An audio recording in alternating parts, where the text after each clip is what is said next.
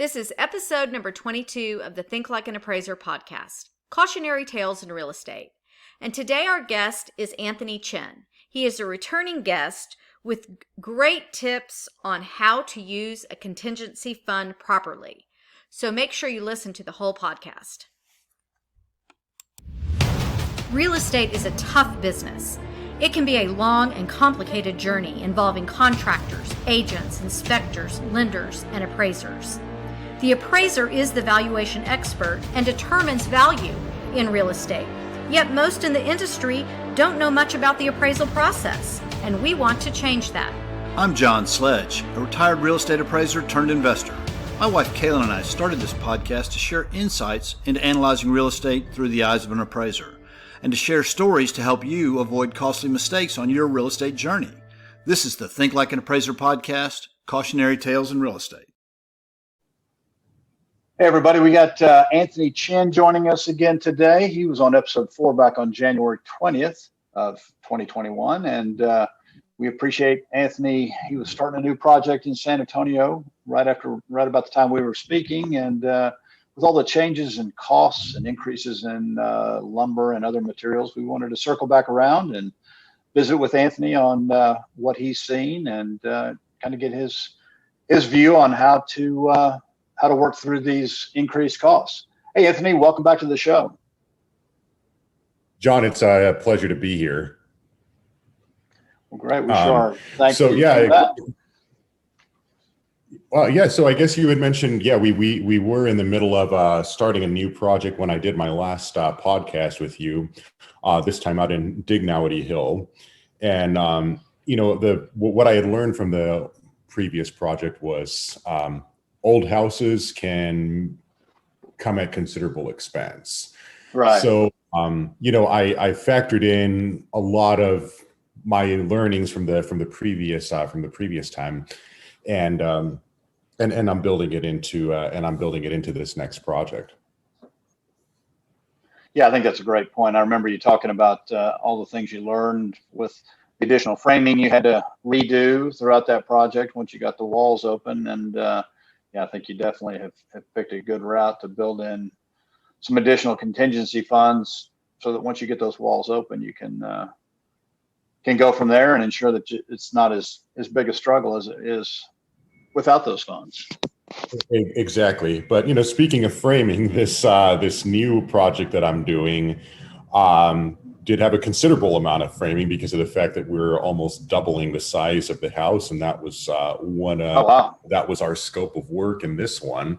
So I was getting bids for this job. My contractor and I met early January to discuss all of the pricing, and early January, that's when the lumber was still not as dramatically affected as it was by the winter storms, and so we were going in with those numbers, and then following the winter storm, obviously there was time while we prep time, getting the walls open, site preparation, getting permits pulled, etc. So by the time that we were actually ready to build the addition, the winter storm had hit. And so right after the winter storm, we start going to buy our lumber now. And lumber prices increased in anywhere between 20% and 110% on certain facets of wood. So a budget that I was estimating to be, $8,000 on lumber is now almost double that price. So there definitely are a lot of adjustments that I have to make moving forward to finish this project to be able to make sure that I'm able to get what I need to get done on time and relatively on the same budget. So your target is still to try to hit or as close to your original budget without your contingency funds as possible, even though you've seen substantial increases in your materials. Yes. So, I feel like a contingency fund isn't a license to switch off in economizing for making these adjustments. That's a I great think point. that, as I mentioned in my previous podcast with you, $10,000 in this industry is not that much money, especially if you spend it poorly. So what Correct. I've decided to do, moving forward to economize is I'm getting ready to do my trim out. So I need to really look at tiles that, one, are going to be more economical, easier to install, so that it takes less time and less money to be able to get that done. I feel like also Right. fixtures, even the floor for the house, etc. Everything, I think I need to start working on trimming these things down. The other thing too is I'm also going to price shop a lot on a lot of these finishings to see what I can do to really trim this down. Well, no, I think that's a great point. You made a couple of points. The contingency fund is there for an emergency, but it really, even if you have to utilize those funds, it cuts into your profit. And that's really one of the things we really work on is how do you put more profit in your pocket? And so, yeah, that's there as a safety valve, but I think not just saying, oh, okay, we'll have this money set aside anyway. We're fine. We'll just keep moving forward as is. Your focus on maximizing your profits by not changing the scope of work, but how do you best do that through materials? But I think a second point is looking at the materials and ensuring that you can save on labor by maybe utilizing something that's easier to install. Exactly. That was a great point. Something that's easier to install, because you're still having to pay the construction crew their daily or weekly rates in order to do the work. So, I mean, if you can get your tiles installed in 3 days instead of 7, that's going to save you some money on that end. Getting ceiling fans where you can save $100 a ceiling fan. It's not, it doesn't seem like it's a lot of money when you're looking at that, but when you're looking at an NBA game, when you're behind 20 points, if you can score 1 point, or if you can stop the other team from scoring something one time, it's a lot better than just allowing them to go over the score. No, that's great. You can only score one basket at a time, and you got to start somewhere. So everything you can trim down, and I think that's a great way to look at it, because you can still, unfortunately, I think a lot of people that are new in this look at, okay, what do I need to cut completely? And then they're not completing the scope of work. So their finished product isn't going to be the same as what they originally had planned. And I think the way you look at it is you're still going to complete that scope of work, but how can you save a little bit here and a little bit there that doesn't change your finished product substantially, but get you back on track to meet your budget or as close as possible. Exactly. And some of the things that I'm considering doing, are going to scratch and dents for the appliances. I'm also considering, we have several companies who are giving us bids to put the insulation in, price matching between companies, and really seeing what we can do to get our rock bottom price on that, because a contingency fund is there to help you. But I feel like if you exhaust your entire contingency fund before you're completely out of the woods, that's where you can say, well, maybe another unforeseen expense can come up, and then now what do I have? Sure. So I think that the important thing to do is to really just have the mentality that you're trying to economize, you're trying to save. So even if you say, look, I've got this floor that I really like, and it's only an extra $500, remember you're behind, and you've got to make sure that when you're behind in the 8 ball, you've got to make those decisions that are going to, that are going to get it done. Now, that also being said, I think that the danger is, this house is in a historical neighborhood. It's in Dignowity Hill, and some of the homes here can be extremely valuable if they're done right. So one word of caution too, when you're trying to economize, you also don't want to jeopardize the overall integrity of the home. So, Sure. we're definitely not changing the type of material that's being used. Don't worry, John, I'm not going to be putting Formica on my counters, but definitely cabinet pools, toilets, tiles, stuff that can look nice. I mean, and even things too. I'm trying to see if I can source products such as, things that really don't matter on the exterior, like hardy backer, screws, glue. If I can get that cheaper, it doesn't matter. Right. I mean, you're still using the same products, and it's just the finish will be the same, but wherever you can find the best deal is definitely, excuse me, where you need to go. And I think the way you look at it, it's what we teach at Think Like an Appraiser, is when you come up against a problem, whether it be something behind the wall like you ran into on our last visit, or a change in material prices, you have to step back and look at the data and try to pull the emotional piece, because it's emotional. I mean, when you're going to have an extra $8,000 in lumber costs, I mean, that's going to hit your bottom line if you don't react properly. And it's real easy to make decisions based on emotion, or really, if you step back and look at your data and your detailed plan, then you can go, okay. Because I think if you can cut 100 here and $200 or $300 or $400 or $500 there, you really can chip away and not change the end product, but still overcome the situation you're in. So I think that really the way you look at it is what we teach, and it's really to focus on your plan and how to fine tune your plan to continue to come in on budget with the circumstances that you presented. So I think that's a great way to look at it. The other thing too that I think that other people also can, another tool that you can use is if you can get things done a little bit quicker. Also, right now, just to share with you, I've got a hard money loan where it's interest only payments of roughly $1,600 a month.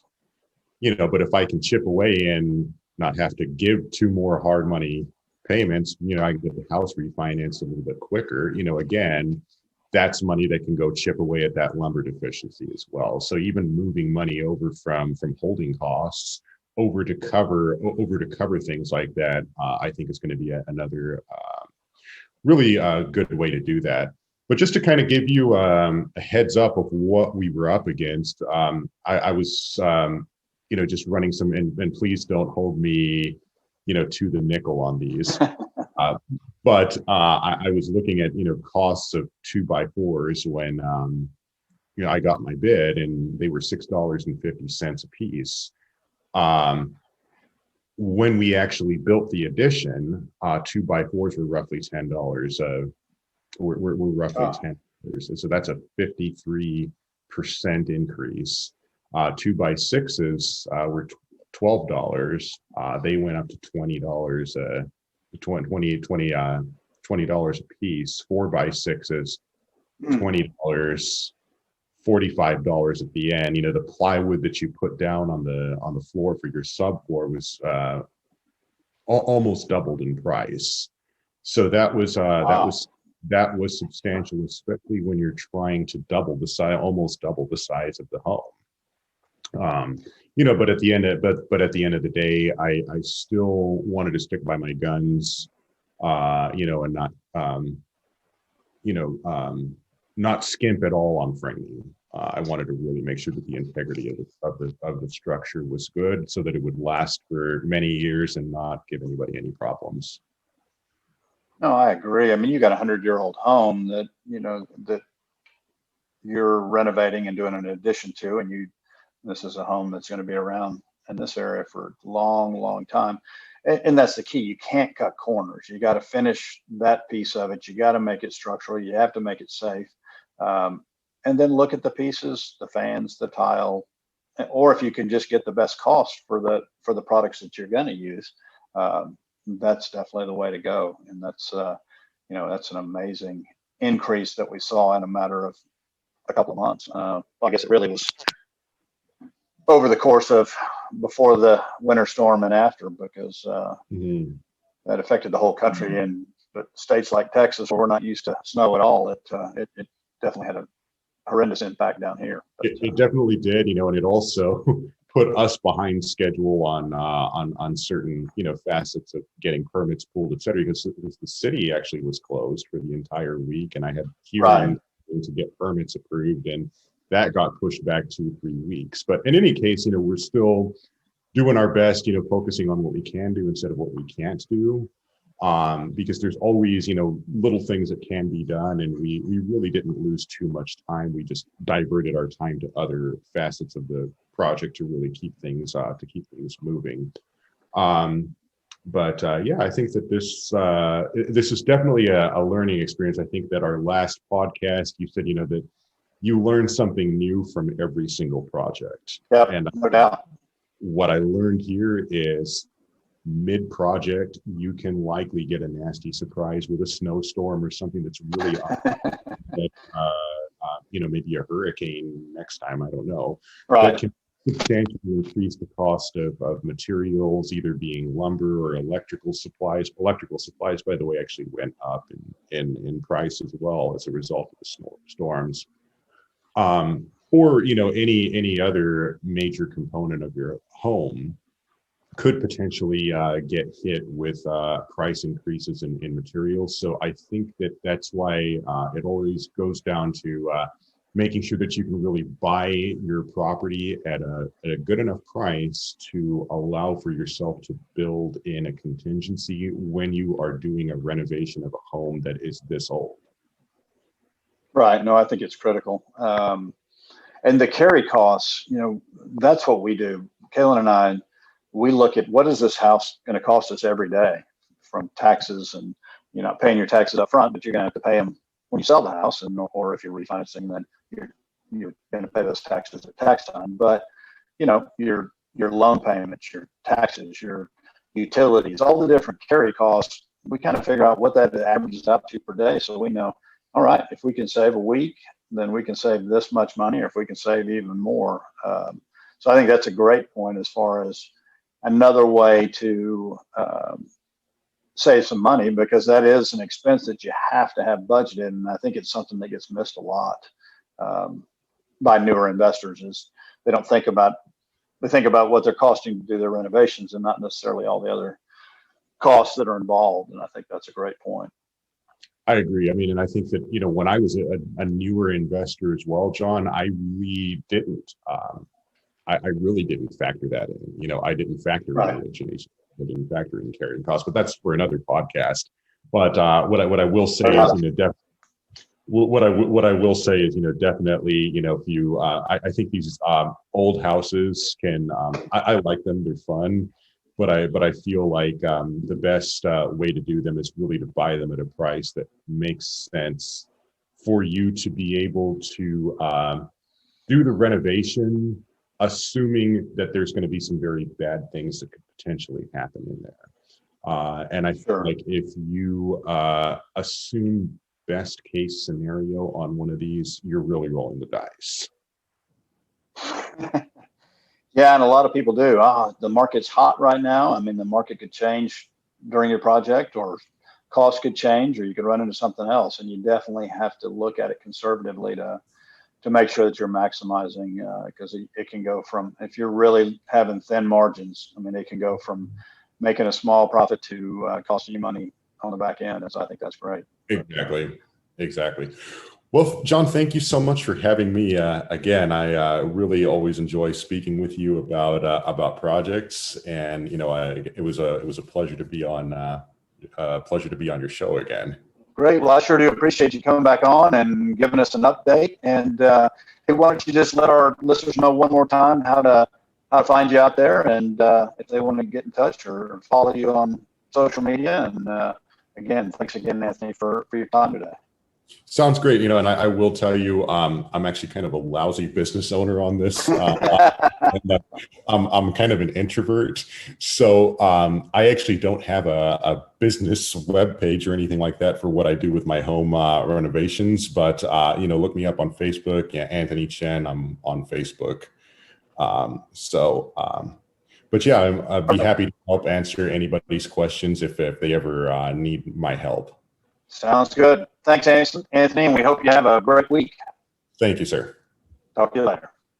Anthony is so analytical. It is so nice to listen to his thought process and how he really wants to understand where every single dollar goes. No, he really does. And he, with his spreadsheets, but it's just very thoughtful on, even when he set up contingency funds, if there's a problem, he goes back and looks at how he can maximize his budget to ensure that he doesn't have to utilize his whole contingency fund.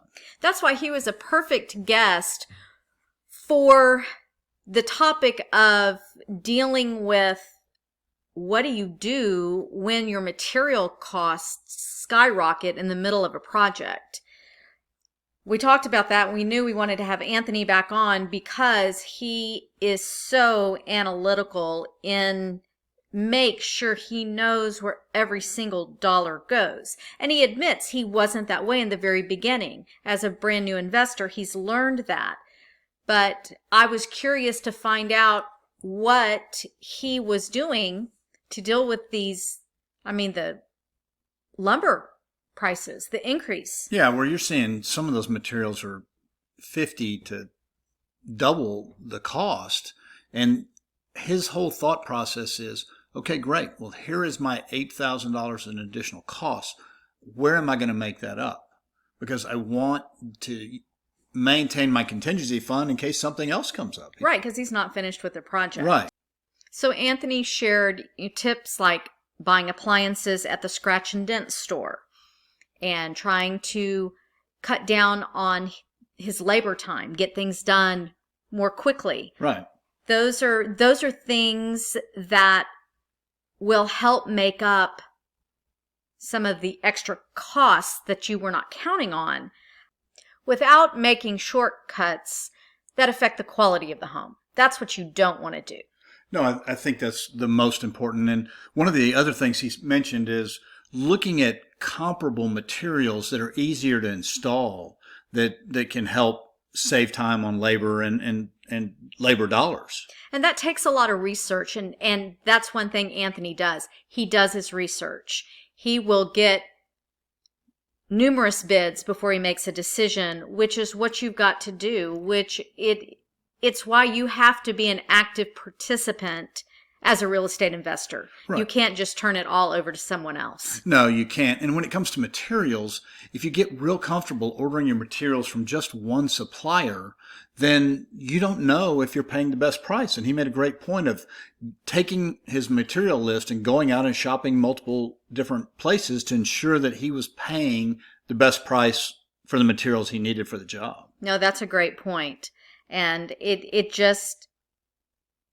takes time. It takes doing your research, your homework. You have to be analytical, and Anthony does that very well. Well, congratulations. You made it to the end of our podcast. Did you know that only 5% of podcast listeners make it to the end of an episode? When I found that statistic out, I was really surprised. But it shows you have a high level of commitment, and we need people like you spreading our message, which is the key to success in real estate is through research and due diligence. And that's what our podcast is about. Sharing stories about mistakes made is part of a research process. It is. So we need your help. We couldn't do this without you.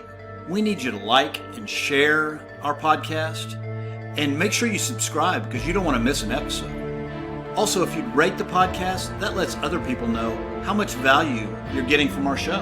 And because you're helping us, we promise to continue to provide quality content for our listeners. We want to help you continue to grow your real estate business. And right now on our website, thinklikeanappraiser.com, you can find 75 due diligence questions to ask. It's a free download. So get your copy today at thinklikeanappraiser.com.